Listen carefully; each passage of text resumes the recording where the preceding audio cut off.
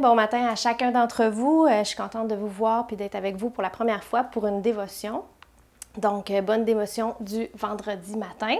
Je me présente, pour ceux qui ne me connaissent pas, je m'appelle Myriam Moreau, je fais partie du staff à Axe 21 Sherbrooke, je suis responsable de la zone enfant.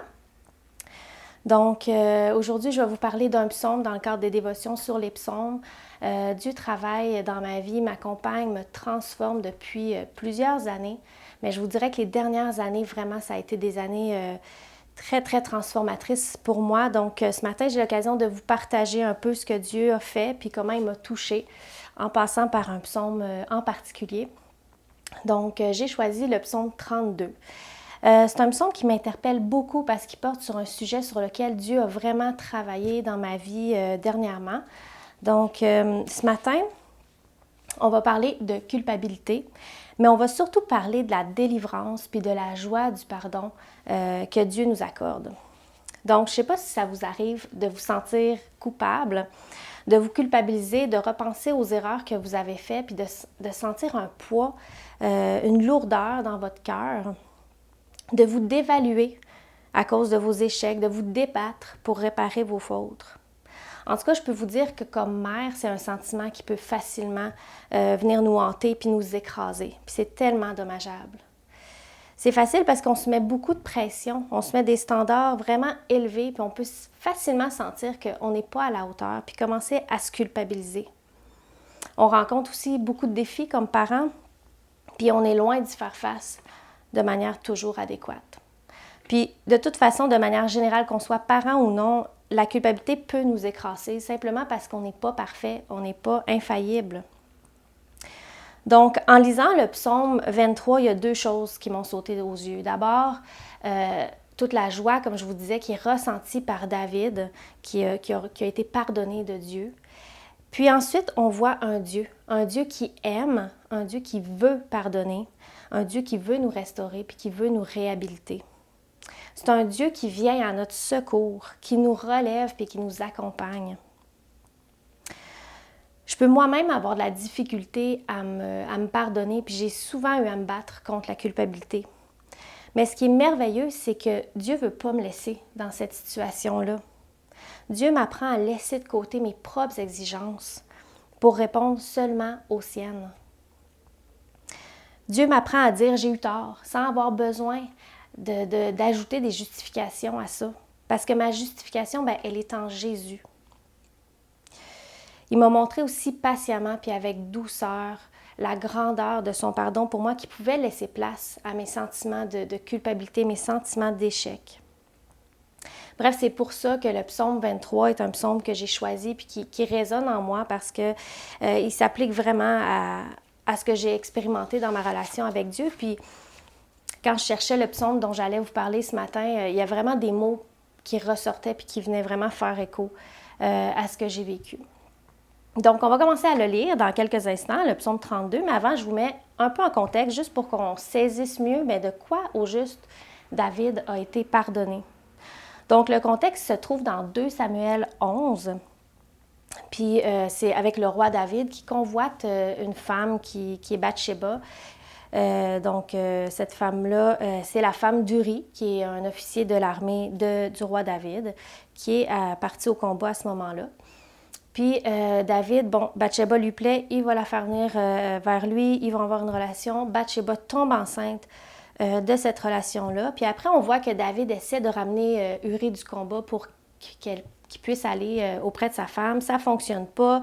Il le ramène au combat, puis finalement, il dit à son chef d'armée de placer Uri au plus fort du combat, puis de reculer derrière pour qu'il soit frappé de mort. Et c'est bel et bien ce qui arrive. Donc, David commet plusieurs fautes, puis parce qu'il ne se repent pas de la première faute qu'il a commise, il continue de s'enfoncer là-dedans.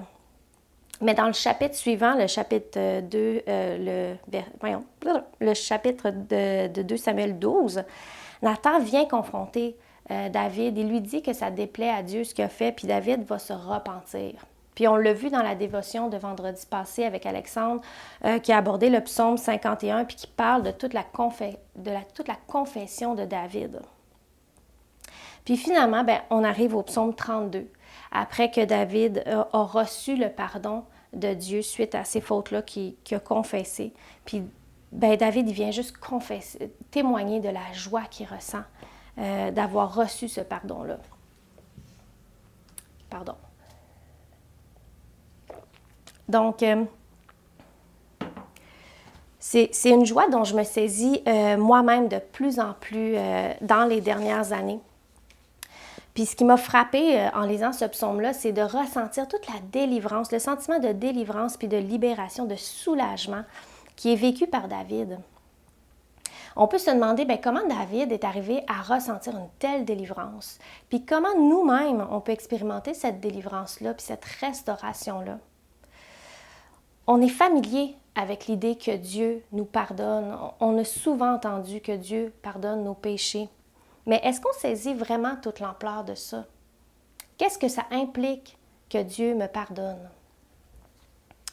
Donc, on va commencer avec le verset 1 et 2, où est-ce que David expose vraiment la grandeur du pardon divin. Donc, on va le lire. Heureux celui dont la transgression est enlevée, dont le péché est pardonné. Heureux l'homme à qui l'Éternel ne tient pas compte de sa faute et dont l'esprit ne connaît pas la ruse. Puis il y a différentes versions. Il y en a qui disent que la transgression, elle est enlevée, d'autres qu'elle est effacée ou encore qu'elle est couverte. Puis on va revenir sur l'idée de couvrir ses fautes parce que c'est souvent notre réflexe quand on fait face à la culpabilité ou à la honte. On veut couvrir nos fautes, on veut les cacher. Mais là, on voit que c'est Dieu qui vient couvrir nos fautes. Certaines traductions de la Bible disent « Il nous décharge de nos fautes ». Vous voyez toute l'idée de la délivrance, parce que nos fautes sont un poids, ils nous écrasent, puis Dieu, lui, il peut enlever cette charge-là. Donc, on commence à voir un peu qu'est-ce que le pardon de Dieu veut dire vraiment. Puis, le péché peut être insidieux, il n'est pas toujours flagrant, il n'est pas toujours dans nos actions. En fait, il n'est pas d'abord dans nos actions. Il vient du cœur, il vient de nos pensées. Je vais le dire autrement, notre sentiment de culpabilité, il ne pointe pas toujours dans la bonne direction. On peut se sentir coupable d'avoir passé la soirée à se reposer alors qu'on était épuisé puis qu'on en avait vraiment besoin, mais qu'on se sent coupable de ne pas être performant. On peut se sentir coupable parce qu'on n'arrive pas à faire des beaux bricolages Pinterest avec nos enfants ou que notre maison n'est pas propre comme on le voit sur Instagram. Mais il faut se demander, qu'est-ce qui déplaît à Dieu au juste? Si je me sens coupable, je peux être en train de faire quelque chose qui déplaît à Dieu. Ou bien je me sens coupable à cause de standards et d'exigences qui ne viennent pas de Dieu.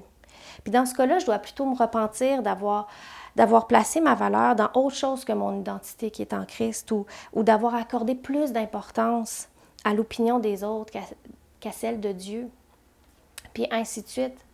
Mais soyons capables d'être authentiques devant Dieu par rapport à nos pensées. Il va faire la lumière là-dessus. Quand il pointe un péché dans notre vie, essayons pas de l'esquiver, essayons pas de l'ignorer, écoutons. Puis, dernièrement, je lisais le livre de Jérémie, puis je ne sais pas combien de fois il disait « Mais ils n'ont point écouté ma voix.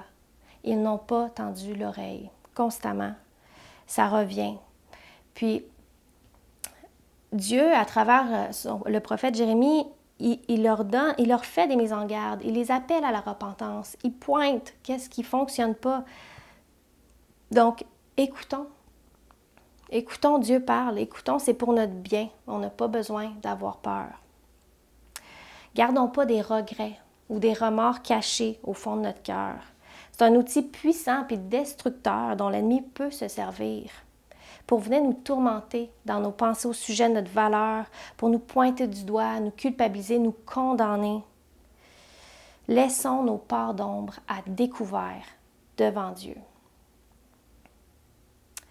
Ça dit aussi au début du psaume 32, dans les versets qu'on a lus, que Dieu ne tient pas compte de nos fautes.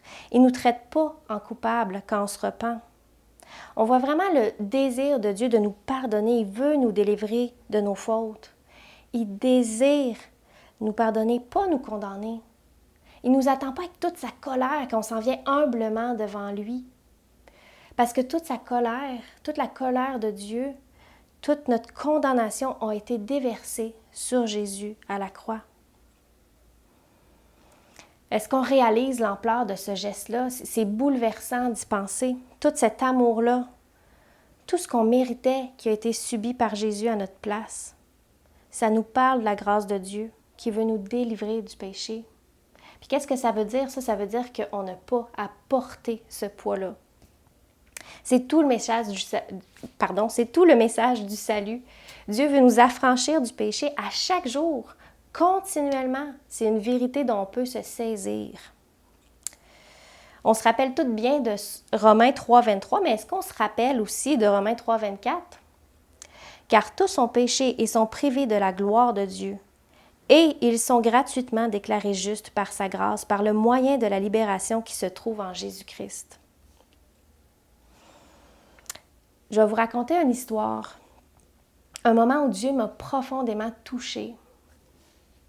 C'est souvent qu'on est le plus vulnérable devant Dieu qui peut faire le plus grand travail en nous. Il y a peut-être 1 an, c'était une journée, j'étais vraiment, vraiment épuisée. J'étais avec mes 4 filles à la maison, puis c'était une mauvaise journée. Puis ma fille, je me suis vraiment mis en colère contre elle. Je me suis impatientée. J'ai écrit après, c'était pas du tout justifié. Puis elle s'est mise à pleurer, puis elle est partie dans sa chambre.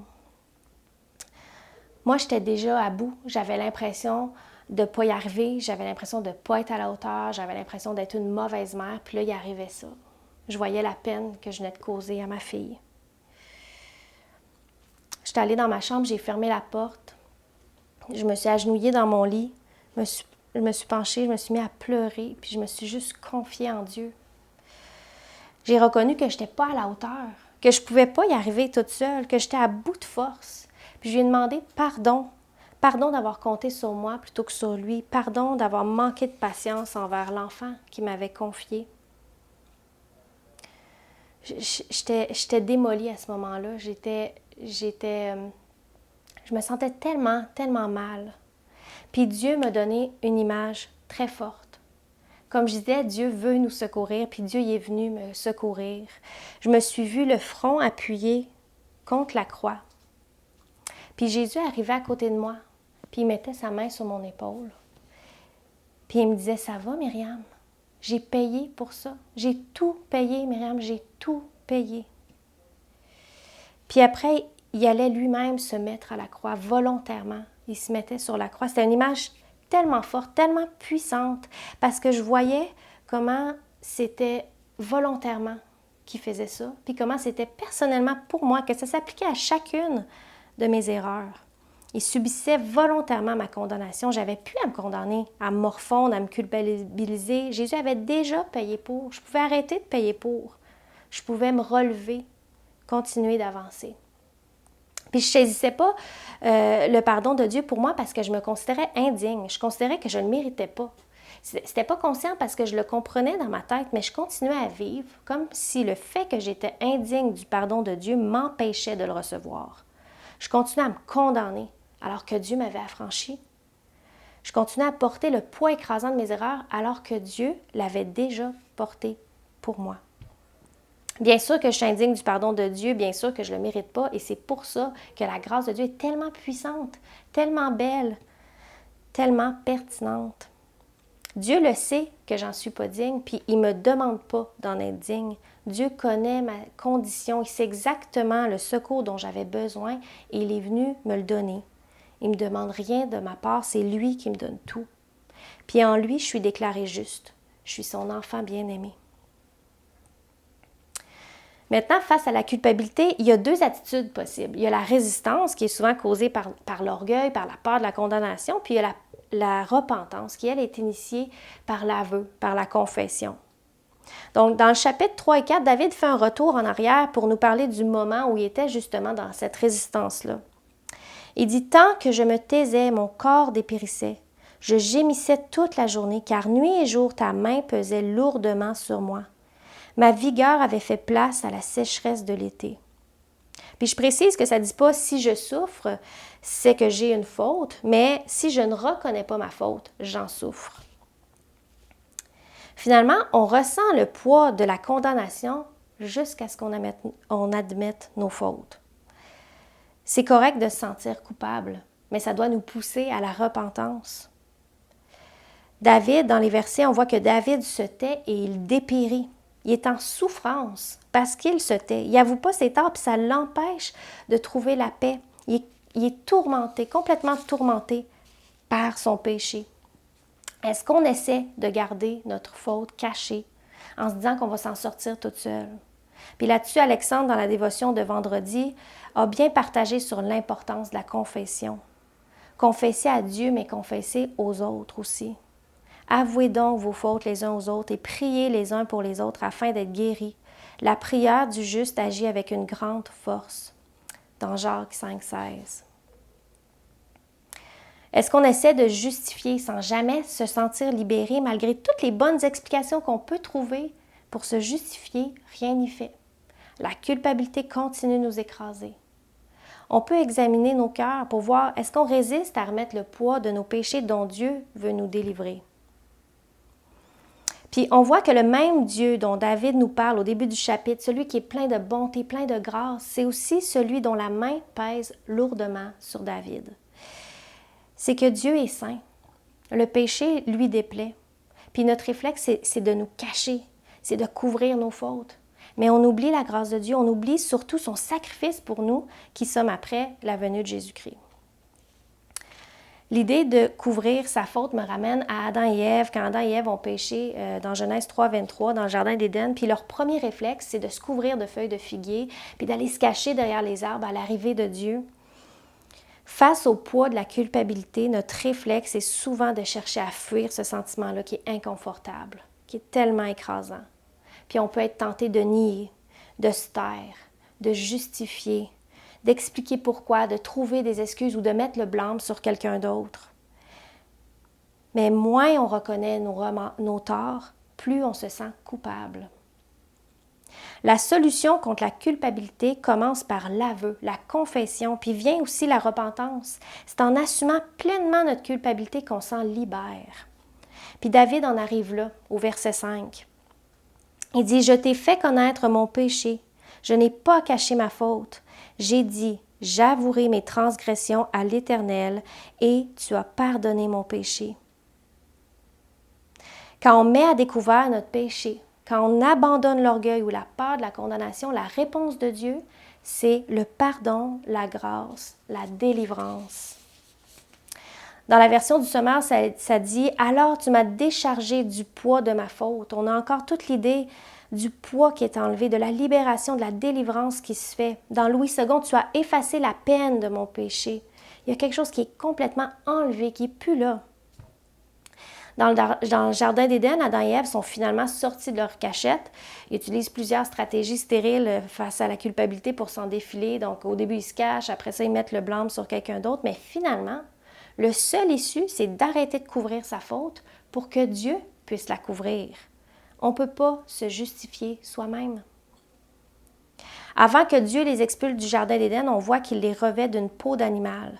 Il y a toute l'idée du sacrifice qui doit être fait pour couvrir leurs péchés. Parce qu'Adam et Ève, ils ont perdu leur innocence. Et c'est Dieu qui vient pour couvrir la honte qu'ils éprouvent. Puis ça nous pointe déjà vers le sacrifice ultime de Jésus qui est fait pour nous à la croix. Il a payé pour toutes nos erreurs.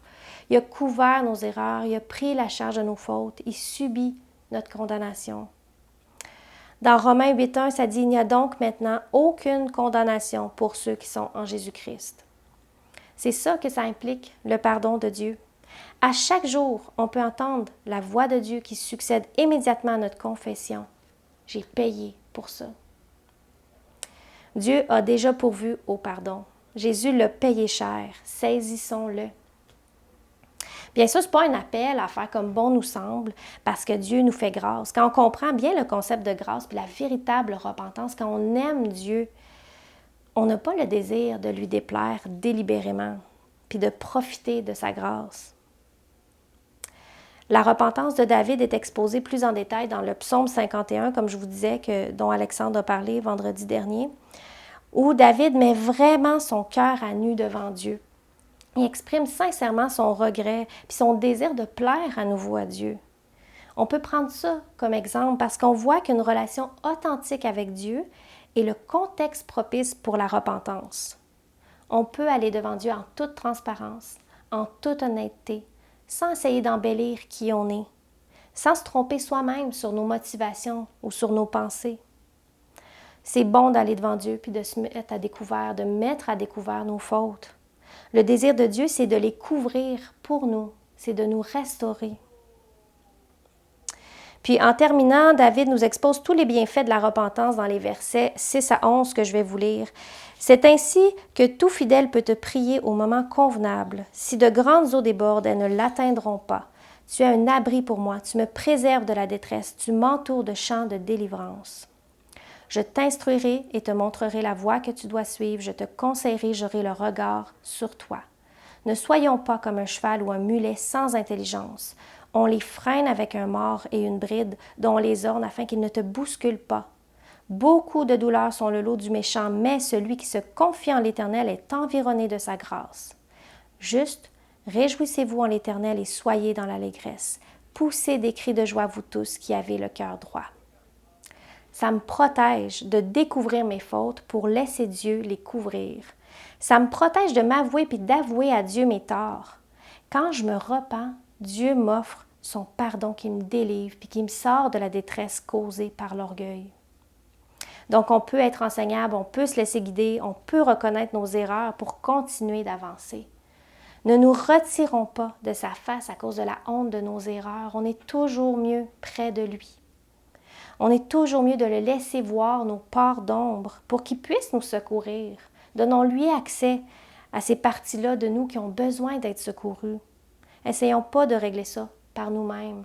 On a un seul sauveur et c'est pas nous, c'est Dieu. Dans le verset 9, dans la version du Sommeur, ça dit « Ne soyons donc pas stupides comme un cheval, un mulet dépourvu d'intelligence, dont il faut dompter la fougue par la bride et par le mors, pour qu'il t'obéisse. » En gros, ce que ça dit, c'est « Ne résistons pas, n'ayons pas le cou raide. » Trop souvent, j'ai le cou raide. Je prends du temps à reconnaître mes torts, à admettre mes erreurs, mais je n'ai pas besoin de résister. Ça ne produit rien de bon en moi. Dans le psaume 51, 19, quand David se repent de ses fautes, il dit « Les sacrifices qui sont agréables à Dieu, c'est un esprit brisé, ô Dieu. Tu ne dédaignes pas un cœur brisé et contrit. » On voit qu'on peut aller en toute humilité devant Dieu, en toute sincérité, en toute authenticité. Dieu est extraordinaire. C'est grandiose de voir un homme comme David qui est d'abord tellement démoli par sa faute et ensuite pleinement restauré, pleinement réhabilité. Puis de la même manière, on peut expérimenter toute la puissance du pardon de Dieu puis de la justification qu'on a en Jésus. Dans les versets 10 et 11, ça nous dit que Dieu environne David de grâce et lui donne un cœur reconnaissant et adorateur. C'est dans cet état-là qu'on veut se trouver, pas écrasé par une condamnation qui a déjà été subie, mais restauré et apte à adorer Dieu, puis à le servir. 2 Chroniques 7, 14, c'est un verset que j'aime beaucoup, qui peut se chanter aussi, puis pendant des semaines, peut-être même des mois, je le chantais continuellement. « Si mon peuple sur qui est invoqué mon nom s'humilie, prie et cherche ma face, et s'il se détourne de ses mauvaises voies, je l'exaucerai des cieux, je lui pardonnerai son péché et je guérirai son pays. » La repentance précède la grâce, alors que c'est complètement immérité, Dieu nous déclare juste. On n'a pas besoin de rester dans la culpabilité. Dieu veut nous pardonner. Puis par son pardon, il nous décharge du poids de nos fautes. Il n'y a aucune condamnation. Donc, voyageons léger. Déchargeons-nous des fautes pour mieux avancer.